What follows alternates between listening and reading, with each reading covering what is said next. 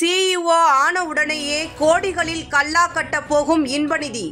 முதல் படமே தனுஷின் இட்லி கடை. அடுத்தது லோகியின் சூப்பர் ஸ்டார் மற்றும் உலக நாயகனை வைத்தா. ரெட் ஜெயண்ட் மூவிஸின் தலைமை நிர்வாக அதிகாரி.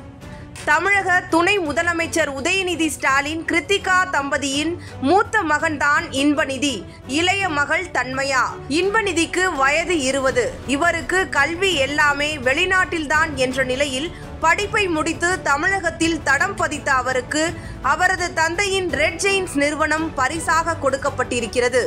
இந்த அறிவிப்பு வெளியே வந்ததுமே தமிழிசை சவுந்தரராஜன், அண்ணாமலை உள்ளிட்ட பலர் அடுத்து இன்பநிதியையும் அரசியலில் இறக்கி நாளை அவரையும் முதலமைச்சராக்க திட்டம் போடுகிறார்கள் என்றெல்லாம் பேசி வருகிறார்கள். மேலும் தனுஷ், நித்யா மேனன் நடிக்கும் இட்லி கடை படத்தை வெளியிடுவதன் மூலம் விநியோகஸ்தராக இன்பநிதி களம் காணவிருக்கிறார். இந்த தகவலை ரெட் ஜெயண்ட் நிறுவனம் உறுதி செய்துள்ளது.